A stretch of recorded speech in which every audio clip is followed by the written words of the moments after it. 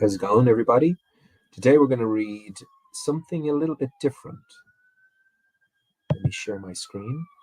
As you can hear, probably there's sirens. An ambulance just went by. So, what we're going to read is Marcel Detienne. I hope I'm pronouncing that correctly. And this is from the book Masters of Truth in Archaic Greeks. Marcel Detienne. Forward by Pierre Vidal-Naquet. 1996 by Zone Books.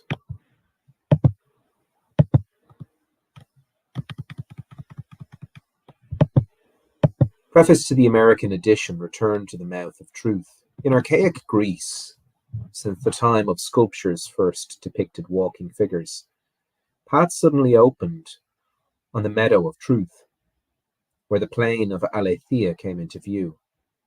Even more secret tracks led to the foundation, or the fountain of oblivion, or the icy waters of memory. One day in Crete, the herb gatherer, Epimenides, fell into a sleep so deep, without beginning or end, that he had all the time in the world to speak in person with truth. In the 6th century BC, Aletheia figured as one of the intimate companions of the goddess who greeted Parmenides and guided him to the unshakable heart of the perfect circle of truth. For inquirers of the archaic and of beginnings, truth provides a fascinating archaeology.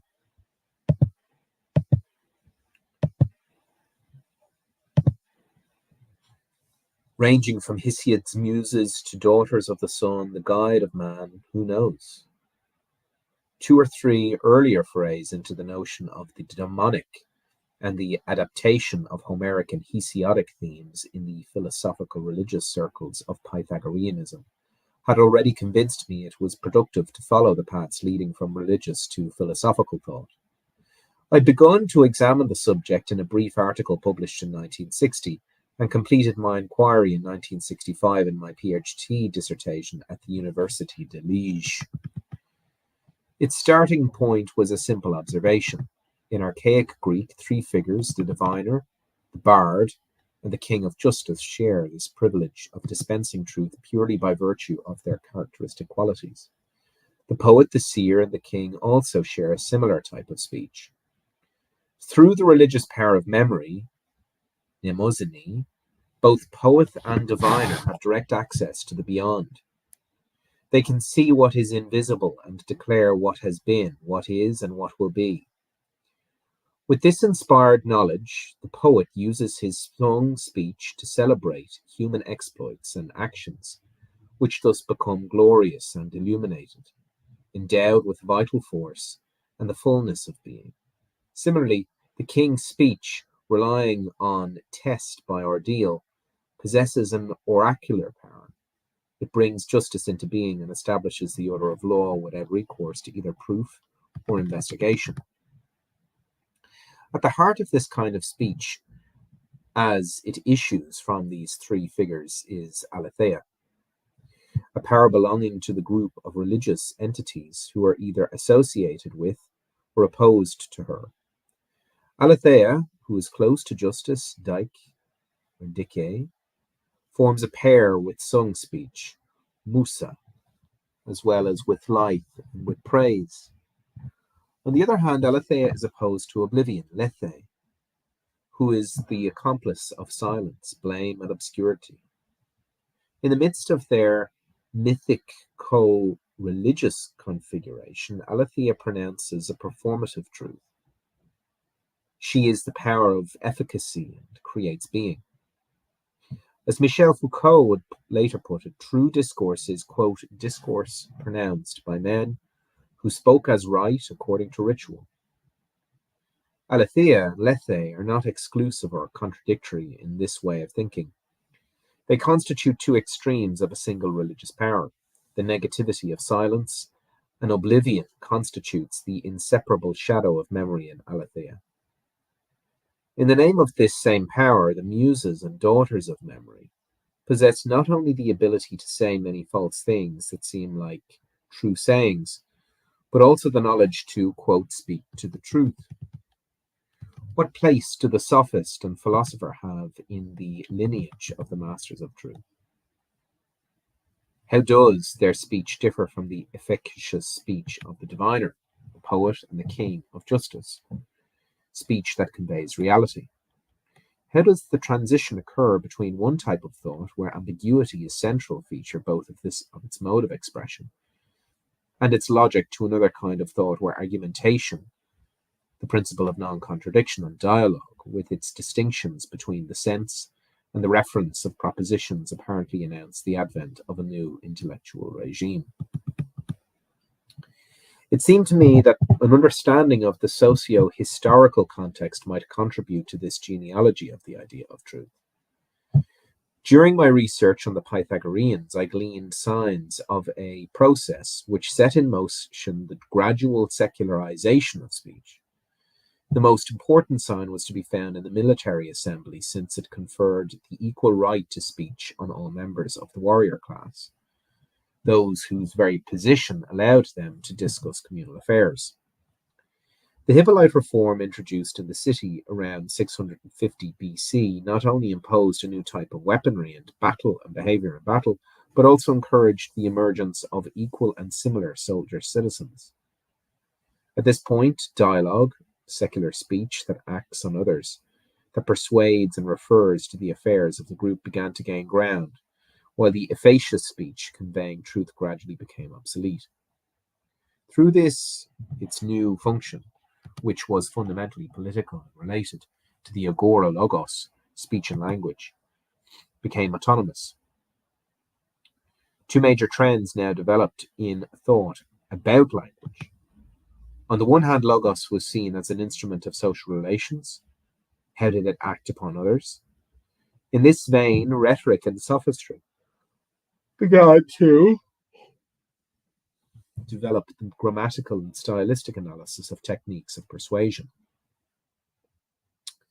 Meanwhile, the other path explored by philosophy led to reflections on logos as a means of knowing reality. Is speech all of reality?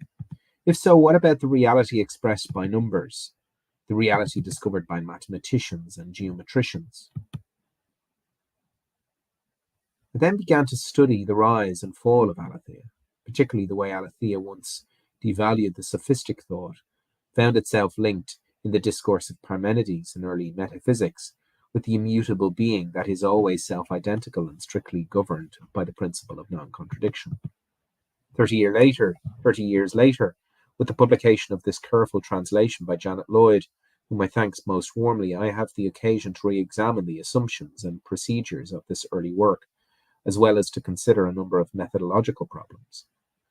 In 1958, at the École Française de Rome, in the Piazza Farnese, where my analysis of the, quote, demonic, end quote, led me to consider various forms of meditations, Louis Garnett sent me this essay, The Origins of Philosophy. For many years already, I had been reading the work of this Greek scholar who, in the 1980s, in the shrine on Rue Monsieur le Prince, was to become the object of some veneration by the devotees of the Center of Research of Comparison of the Society of the Ancients, and its left-wing historiographer, Riccardo di Donato, who, with Marxist zeal, travelled from Pisa to organize the liturgy of its founding heroes. In that brief essay, which was very difficult to find until Jean-Pierre Vant and I republished it in 1986 with other essays, The Anthropology of Ancient Greece, Louis Garnett pointed out the importance of identifying how, quote, mythical concepts, religious practices, and societal forms were involved in philosophy's beginnings.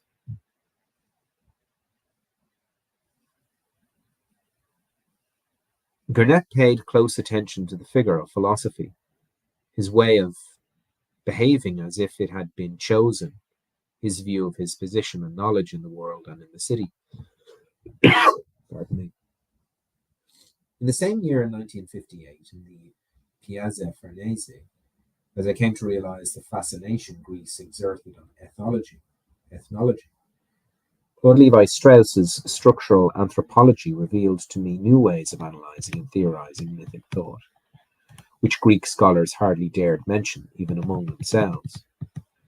Underlying my inquiry into the religious configuration of truth was Ernst Cassir's and Antony Mellet's hypothesis that language guides ideas, vocabulary's more conceptual system than a lexicon, and linguistic phenomena related to institutions, that is, to influential schema present in technique social relations and the context of communicative exchange.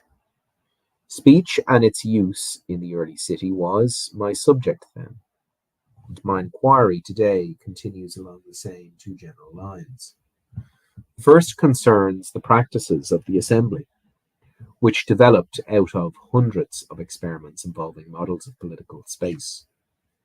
Closely linked to this is the nature of the environment in which the many reflections on speech, its effects, techniques, and relations with the world and with other people occurred. I am currently analyzing ways of using speech and modes of behavior in the assembly from a comparativist perspective, considering Ethiopian communities, Cossack societies, and the commune movement in Italy.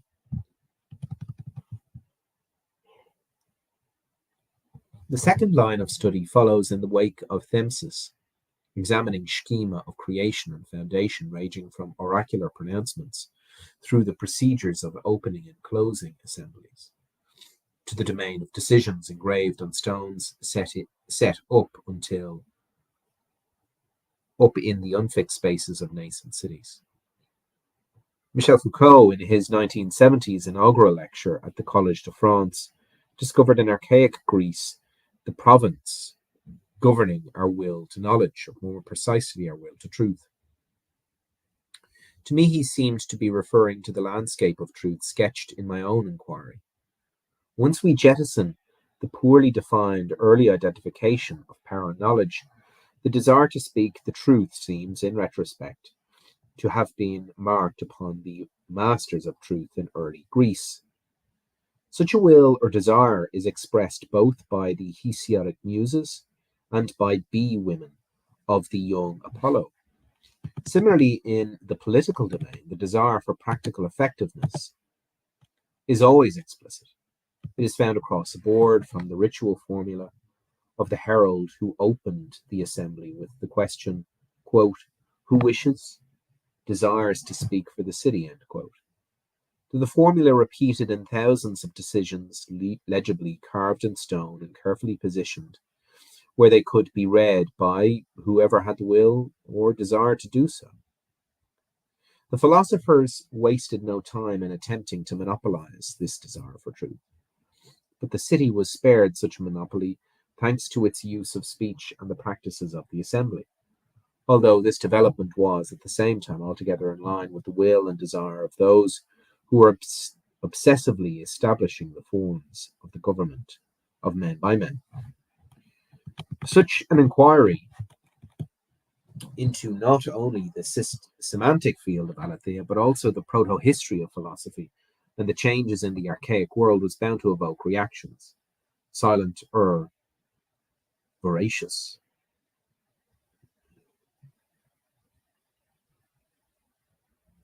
From the three academic disciplines in a position to judge the validity of the enterprise, philology and history, of course, but also anthropology, if it could overcome its complexes vis-a-vis those other two and their international prestige in Europe at least, one might have expected the historians to pay some attention to an essay on the Hippolyte reform, but the potential of categories of thought constituted no part of any history program, modern or ancient.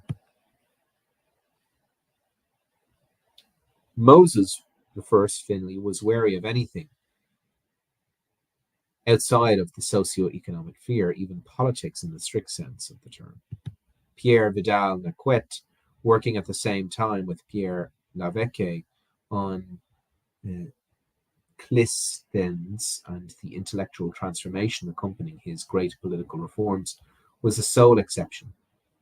I am now even more appreciative of his work than I already was at the time. But what about the philologists, the literaries, as they are called on the left bank? Observers of the intellectual scene have long recognized that the tribe of historians is divided into nationalists, about three-quarters of the group, and the rest, of whom they are remarkably few in a nation such as present-day France. The tribe of philologists, to which, as an archaeologist of truth, I am bound to return, has always fallen into two distinct species: the philologists who think, and the one who dispense with thinking. The latter, it must be said, is invariably the more prolific, regardless of climate or circumstances. However, the hermeneutic school of Lille, Germanic and philosophical in its inspiration, undoubtedly belongs to the first species. Won over by a sociology of culture à la France, that is, by the work of Pierre Bourdieu, some members of this group have even manifested an interest in anthropological approaches that may illuminate certain important aspects of Greek culture. Examples of such areas include writing, considered a cognitive practice, and its effects on the modalities of certain type of knowledge. Also, earlier work in mythology or mythical thought, as it relates to the practices of such an explicitly polytheist culture from the time of Homeric epic to almost the end of antiquity. A recent international colloquium on Hesiod, admirably organized by interpreters from the hermeneutic school, combined philosophy and anthropology with philology, that most eminent of all disciplines. Since Cornford, Hesiod, author of the Theology, has indeed been recognized as a precursor to philosophical discourse. But the inclusion of anthropology was not predictable. This was especially so since, in the socio-cultural context of this colloquium, what was labeled anthropology seemed to range from essays produced under the sign of a so-called historical psychology that was sometimes comparative as well. The works of historians of the Annales school, with their inventories of mentalities and inquiries into the structures of myths, ranging from George de Mazel's studies to the ambitious work of Levi Strauss. The structural analysis of major narratives of Greece were obviously bound to irritate the more or less strict hermeneuticists. Nevertheless, an important question had thankfully been raised. Do Hesiod and the truth of the Muses really fall into the province of a science of literary works, as represented by the hermeneuticists? Heinz Wissmann has addressed this question in his comments on studies of Hesiod. It is legitimate to apply to the author of the Theogony the modern hermeneutic principle on which the coherence of the work's meanings reside, and the last analysis on the autonomous decision of a single individual. The constraints of this principle involve accepting the work in its autonomy, the coherence of its meaning, the unitary project, an author at work, and a peerless interpreter responding to the appeal of peerless author. Comparison is never even investigated, which discourages from the outset any reference to anthropology, since anthropology was born comparativist. Out of loyalty to its own principle, elaborated between a reading of Plato and a reading of the New Testament at the end of the 19th century, philological exegesis cannot accommodate an analysis of ethnographic context. Institutional practices such as ordeals by water, prophecy via incubation, and orphorico-dionysic funerary rituals are sensations of memory and oblivion that throng the cultural field in which Hesiod belongs. On the grounds that they are external to the text, Hesiod's text, those data are considered to have no bearing on the literal meaning that alone gives access to the sole meaning of the works. Structuralist school essays, as Jean Bollock has called them, are thus completely dismissed, along with their claims to understand a Greek culture which is reduced to a certain numbers of great literary and philosophico-literary texts. A great deal is certainly at stake here, as is demonstrated by the state of contemporary classical studies in the United States and its unceasing focus on the great texts and their exegesis. In truth, classical studies devotes itself to maintaining certain privileged values without the slightest concern for analysing cultural systems as a way of understanding the mechanisms of human thought across different cultures. Yet for structural essayists, as for the members of the French school of hermeticists or hermeneuticists,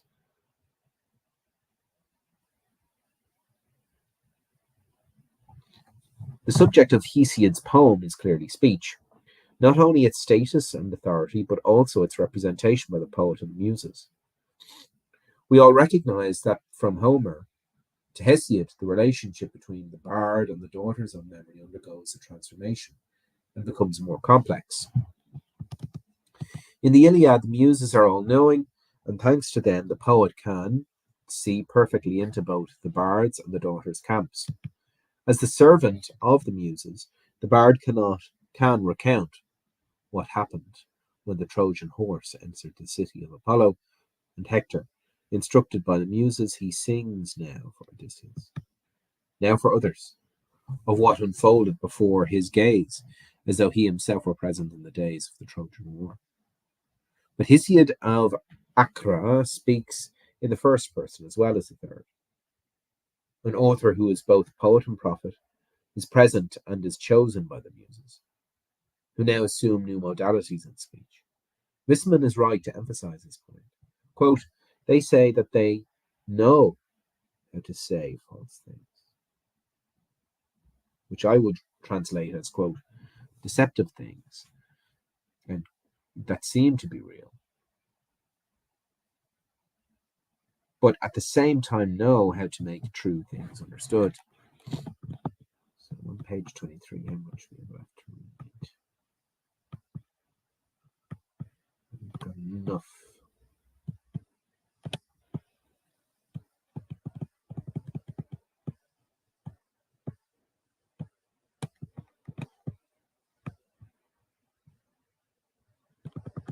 $24.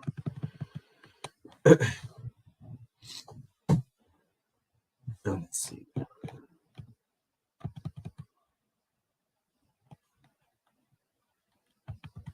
Okay.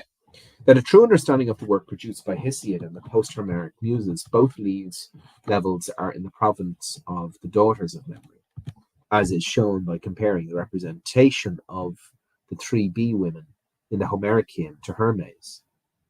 These bee women instruct Apollo himself in divination, no less, according to a double register. Quote, from their home they fly now here, now there, feeding on honeycomb and bringing all things to pass. And when they are impressed, inspired through a sign, they leap like Thades, possessed by Dionysus. Through eating yellow honey, they are willing, ethylene, to speak the truth aletheia. But if they be deprived of the god's sweet food, they speak falsely. Sud estai, in the distress that assails them. Herein comparison with the knowledge of a diviner is fundamental. Fortunately for the hermeneuticists, it can be justified by the definition found in one of the great texts. The Iliad declares that the Calax are able to speak of the present, the future, and the past. In both cases, there are thus two registers, with the bee women for Apollo, the diviner, and with the muses for Hesiod. There is both poet and prophet. The difference between them lies in the honey, the means of ecstasy. Hesiod's muses, more down to earth despite being Olympians, feel no need for ecstasy, not even in the customary form of nectar and ambrosia. The quote, desire will of the bee woman, similar to that of Hesiod's muses, diminishes the mechanical nature of the food of truth, and thereby reduces the distance between the two groups. So next time, we're going to read page 24. And there is some interesting stuff here. I mean, we are seeing methodological issues being raised. And it will be very interesting to see where Marcel Detent, I hope I'm saying the name right, will bring us on this book. Okay, till next time, guys. Take care.